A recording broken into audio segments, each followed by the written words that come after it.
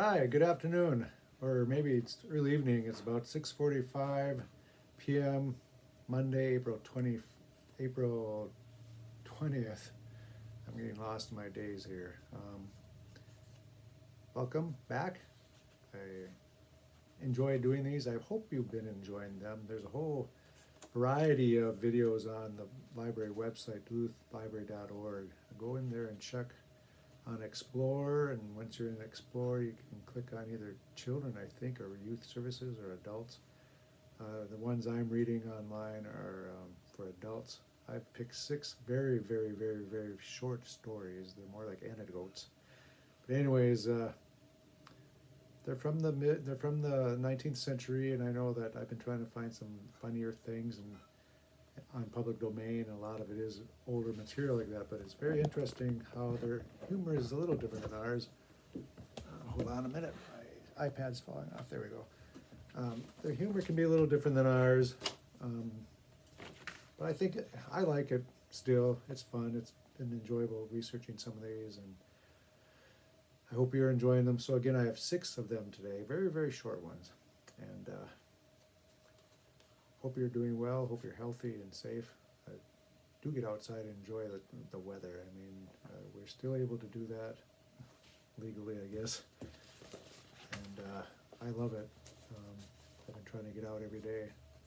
So anyways, I will begin with a shorty called A Good After Dinner Speech. It was his first banquet, and they were making speeches. Everyone was being called on for a speech, and he was in mortal terror, for he had never made a speech in his life. An old-timer at his side cruelly suggested that he get under the table or say a prayer. His name was called, and he got up with fear and trembling and said, "My friends, I've never made a speech in all my life, and I'm just scared, nearly to death. A friend here beside me at the table has suggested 2 things for me to do: to get under the table or to pray. Well, I couldn't get under the table without observation. And now that I'm on my feet, I can't think of any other prayer to say except one that I used to hear my sister say when she woke up, or when my mother would call us in the morning. Sis would always say, 'Oh, Lord, how I do hate to get up.'" And that's what I mean. Their humor is different than ours. It's short. I mean, you might find it good. This one's quaint, I say, cute. Here's another one. It's called What the Statute Did Not Say. When Benjamin F. Butler lived in Lowell, Massachusetts, he had a little black and tan dog. One morning, as he was coming down the street, followed by the dog, a policeman stopped him and told him that he, in accordance with an ordinance just passed, he must muzzle the dog.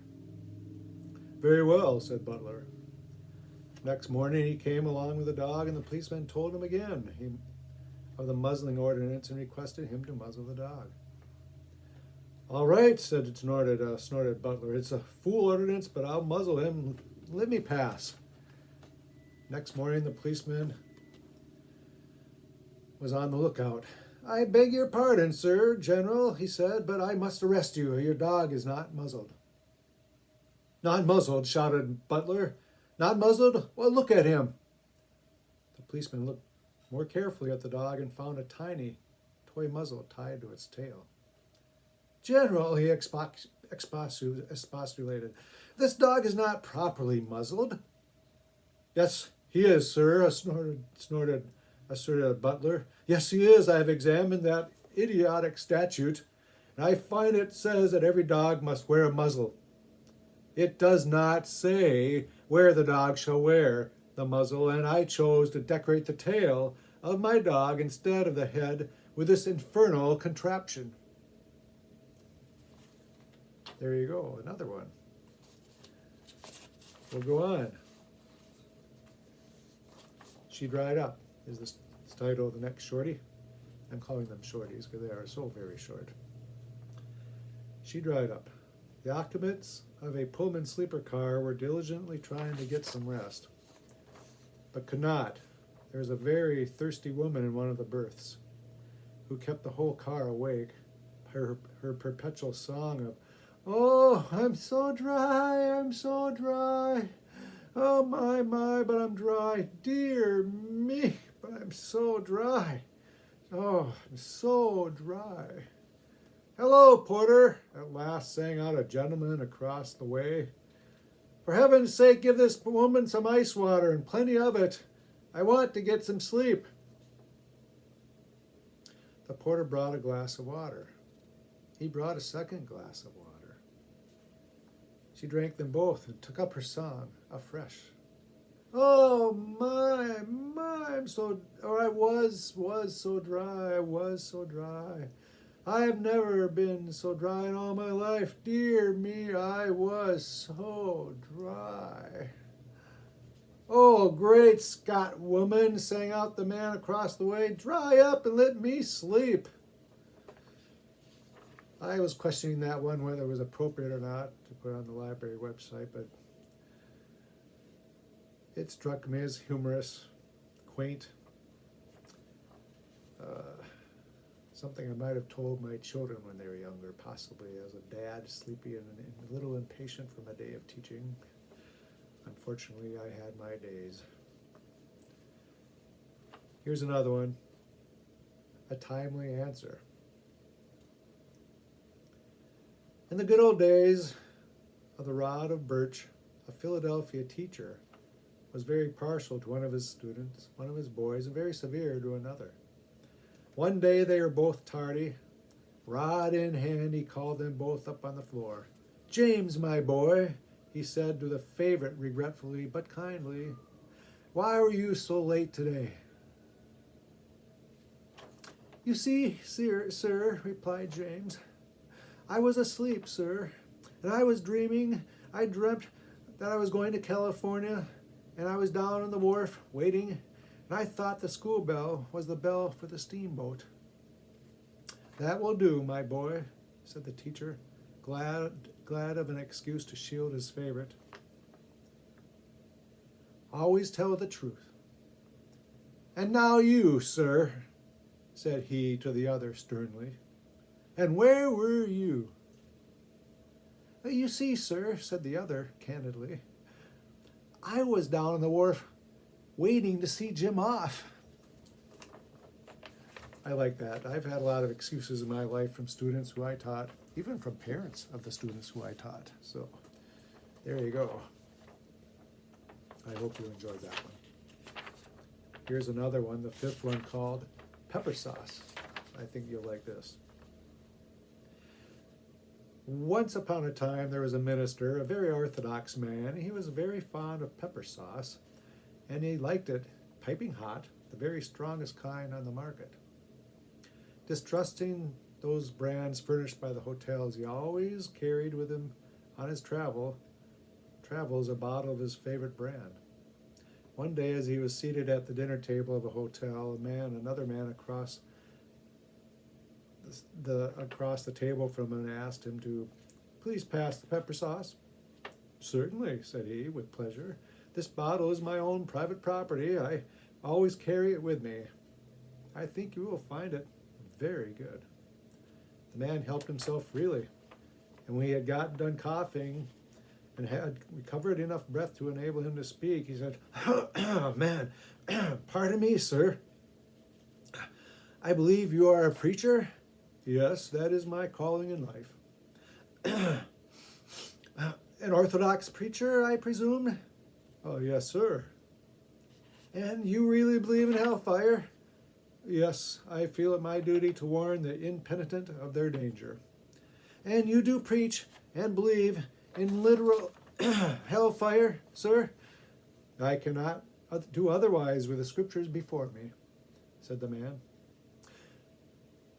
"I have met a good many preachers in my time who believe and preach just as you do, sir. But I must say, I never have met a man who carries his samples with him."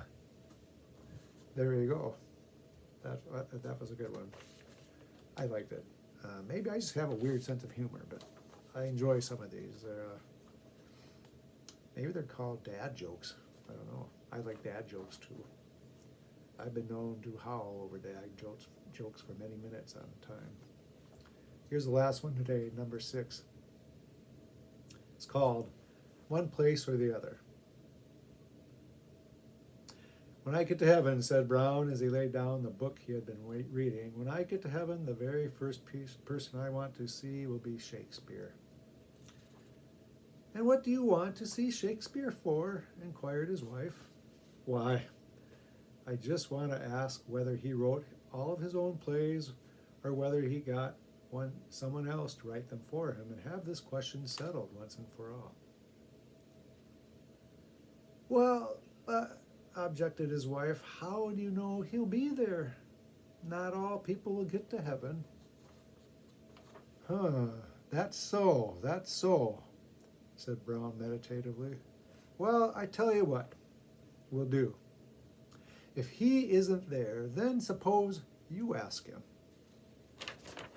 There you go. Those are samples of some, they are called humorous, they're funny short stories. I mean, that's what the site I was on for public domain, it's called a Gutenberg project. That's what they called them, funny short stories. So I hope you enjoyed them a little bit to lighten up the day today and to maybe bring some levity into your life. Laughter is good medicine, they say, and I thoroughly enjoy a good laugh, even a chuckle.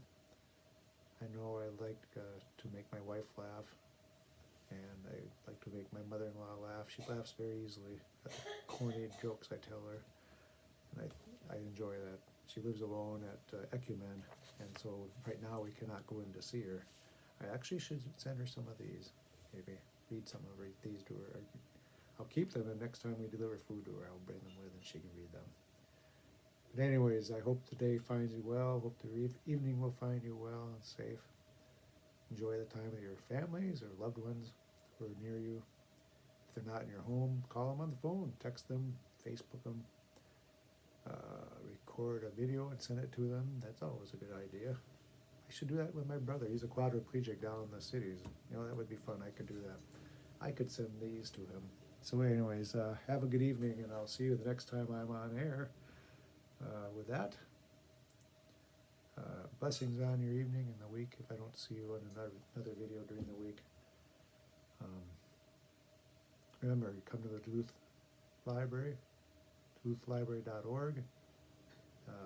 You'll see other links to story times for the children by some of our famous staff that do excellent, fantastic, glorious story times. So anyways, look that up too. For the adults, I think you can look all, some of them are on right on the front page. Others you click on explore and go to adults for these, or I think you can click on children too or youth services. So have a good evening. Bye-bye.